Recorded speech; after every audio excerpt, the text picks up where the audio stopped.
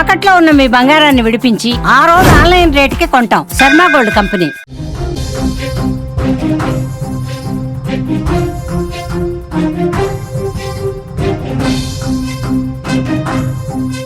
Breaking news చూస్తున్నాం. Surrogacy పేరుతో universal సృష్టి ఫర్టిలిటీ సెంటర్ దందా చేసింది. తల్లిదండ్రుల ఆశలను సృష్టి చిదిమేస్తోంది. ప్రభుత్వ అనుమతి అవసరం లేదంటూ జంటలతో ఒప్పందాలు చేసుకుంది. పిల్లలు లేని జంటల నుంచి 40 లక్షల రూపాయల దాకా వసూలు చేసింది, దందా చేసింది. సరోగసి నిర్వహించకుండా పేదింటి పిల్లలు అప్పగించింది. పోలీసు దర్యాప్తులో నిర్ఘాంతపోయే విషయాలు వెలుగులోకి వస్తున్నాయి. నిరుపేద దంపతులకు టార్గెట్ చేసి మరీ పిల్లల్ని అమ్మేస్తోంది. హైదరాబాద్, విశాఖపట్నంలో కలిపి 8 మందిని అరెస్ట్ చేశారు.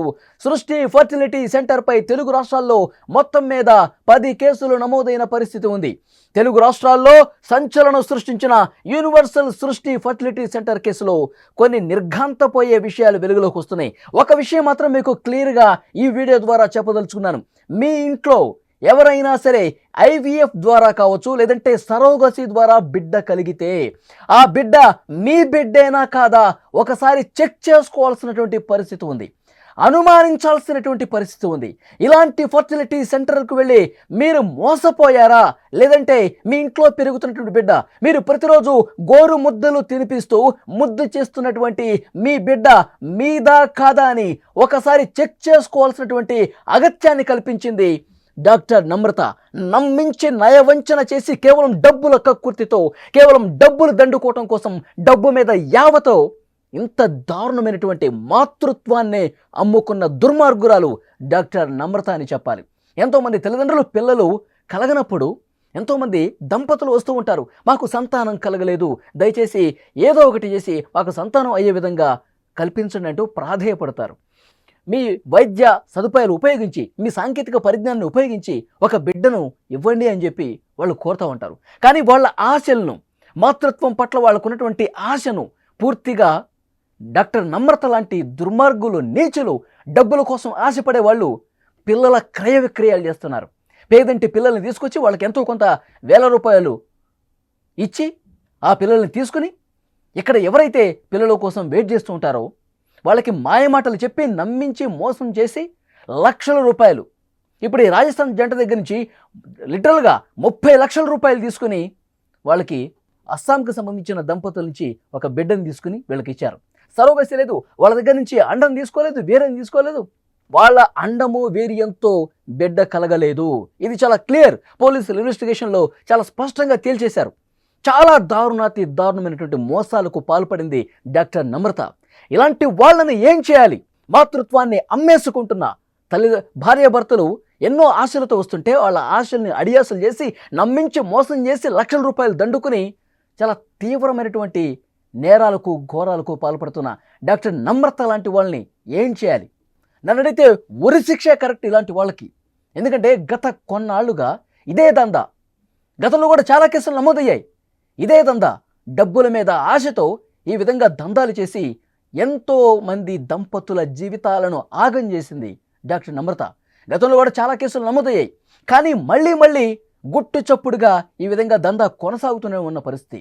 నిజంగా ఇలాంటి సరోగసి పేరుతో మోసం చేసి పిల్లల్ని మీ అండం ద్వారానే, మీ వీర్యం ద్వారానే పిల్లల్ని కనించి మళ్ళీ మీ చేతిలో పెడతామని చెప్పి ఇంత దారుణంగా మోసం చేసినటువంటి ఇలాంటి కేసుల్లో విదేశాల్లో అయితే చాలా దారుణమైనటువంటి శిక్షలు ఉన్నాయి.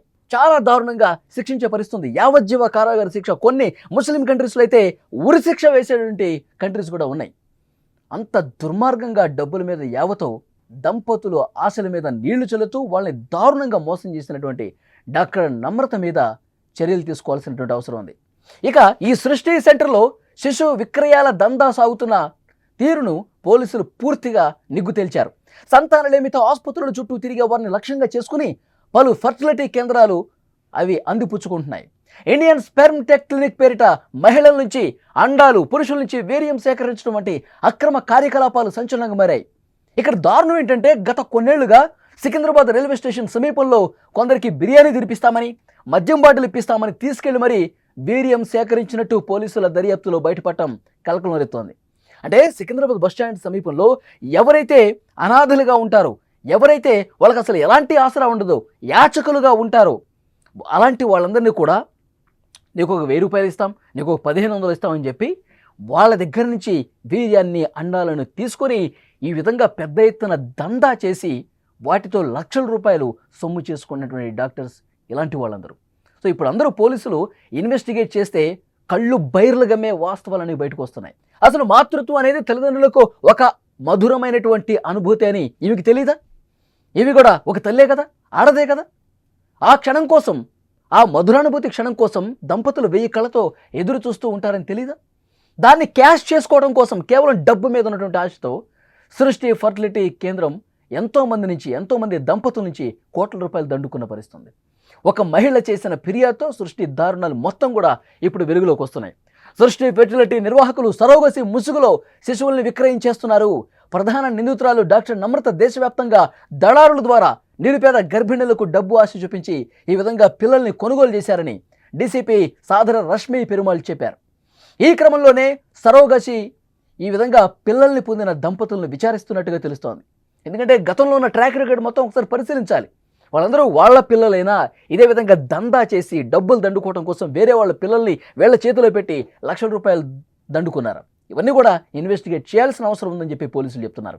2 రోజుల్లోనే 10 నుంచి 12 మంది పోలీసులకు ఆయా క్లినిక్లో జరుగుతున్న అక్రమాల నుంచి ఫిర్యాదులు అందాయంటే మొత్తం ఇక్కడ హైదరాబాద్లో ఇదొక దందా ఏ స్థాయిలో జరుగుతుందో అర్థమవుతుంది. సృష్టి ఫర్టిలిటీ నిర్వాహకురాలు డాక్టర్ నమ్రత రాజస్థాన్కు చెందినటువంటి దంపతుల్ని ఐవీఎఫ్ ద్వారా బిడ్డను కనేందుకు అంగీకరించారు. 30 లక్షల రూపాయలు కాంట్రాక్ట్ కుదిరిన తర్వాత ఐవీఎఫ్ పద్ధతిలో భర్త వీర్యకణాలను వేరే మహిళ గర్భంలోకి ప్రవేశపెట్టామని చెప్పారు. కొంతకాలానికి సదరు మహిళ బిడ్డను ప్రసవించింది. పుట్టిన బిడ్డకు తరచూ అనారోగ్యం ఉండటంతో డాక్టర్లకు చూపించారు. పిల్లాడికి క్యాన్సర్ అని తేలడంతో దంపతులు షాక్ అయ్యారు. తమ కుటుంబ హిస్టరీలో ఎవరికీ లేదు, మరి బాబుకి ఎలా వచ్చింది అనే అనుమానాలు వచ్చాయి. దీంతో దంపతులు డాక్టర్ నమ్రత దగ్గరకు వెళ్ళి నిలదీశారు.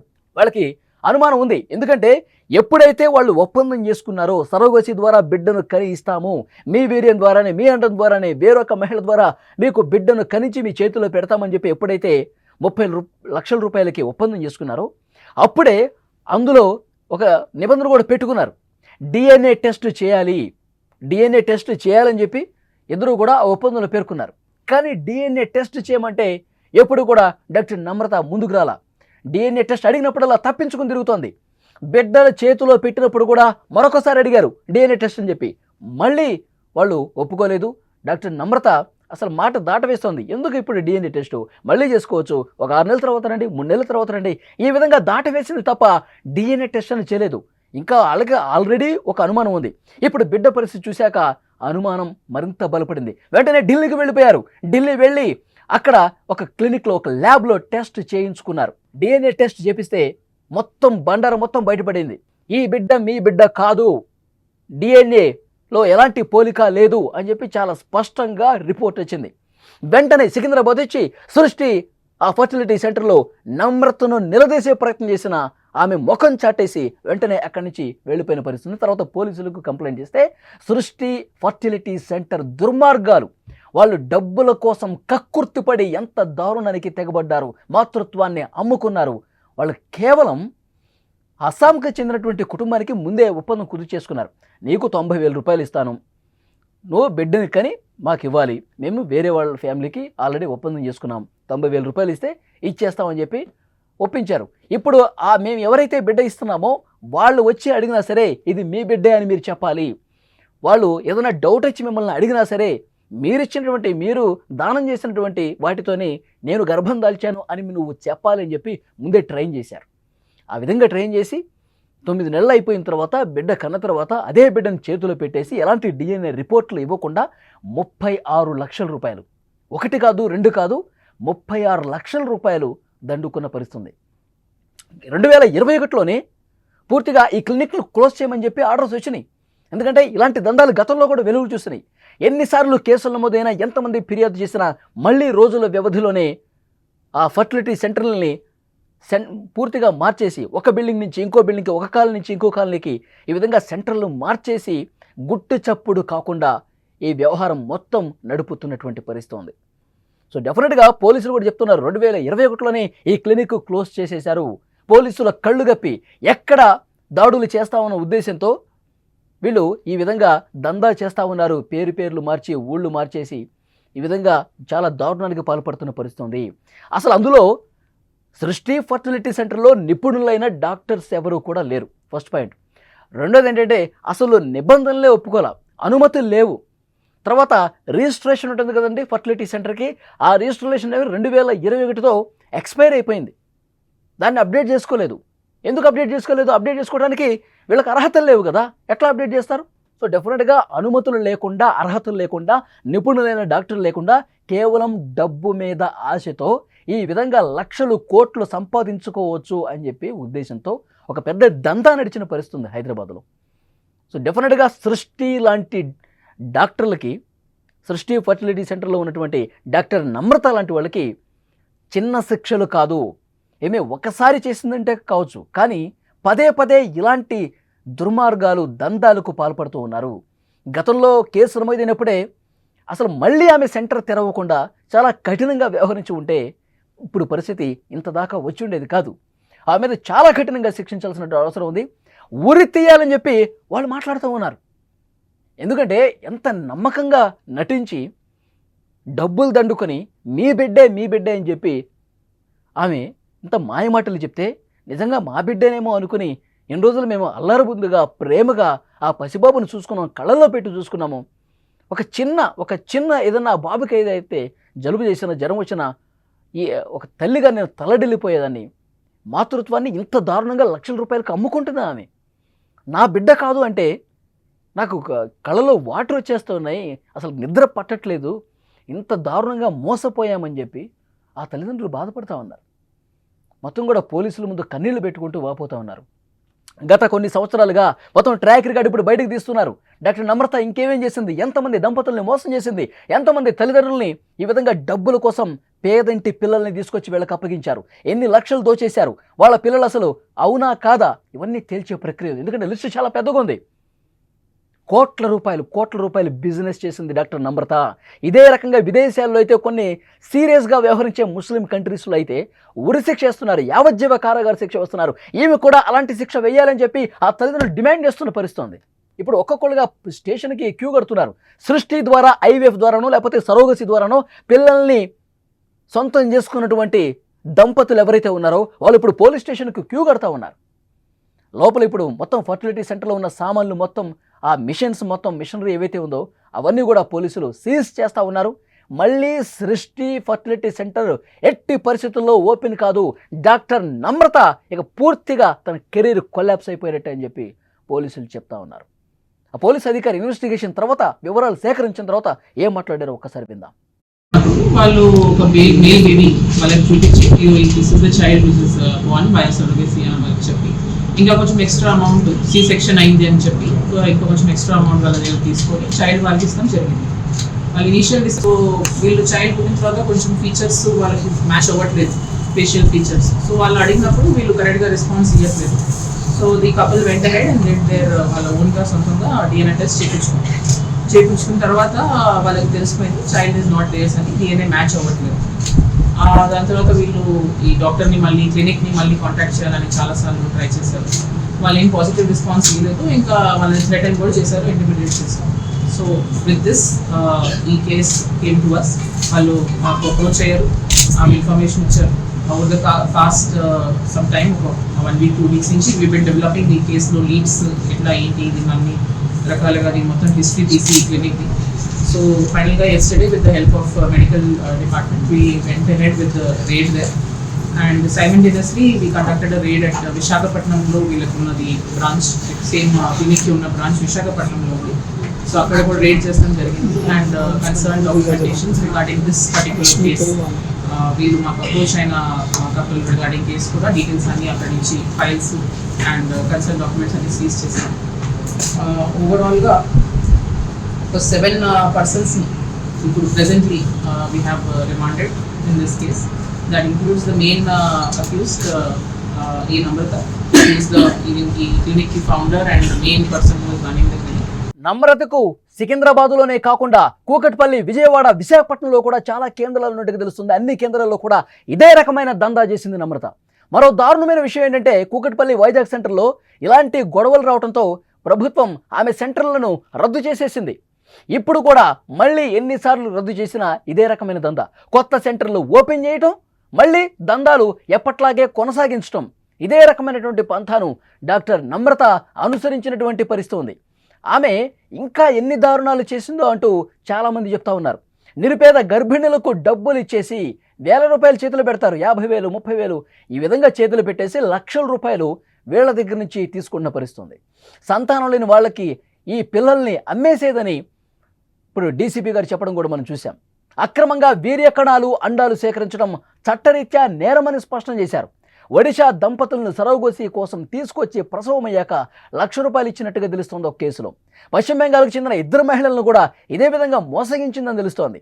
సరోగసి యాడ్స్లో భాగంగా హైదరాబాద్లో ఏఆర్టీ లెవెల్ 1 అంటే ఐయుఐ చేసేటువంటి సెంటర్లు 27, ఏఆర్టీ లెవెల్ 2 కింద 72, ఇతర సెంటర్లతో కలిపి మొత్తం 158 కేంద్రాలకు అనుమతులు ఉన్నట్టుగా చెప్పారు. కానీ ఏమాత్రం అనుమతి లేనటువంటి దందాలు ఇక్కడ జరుగుతూ ఉన్నాయి.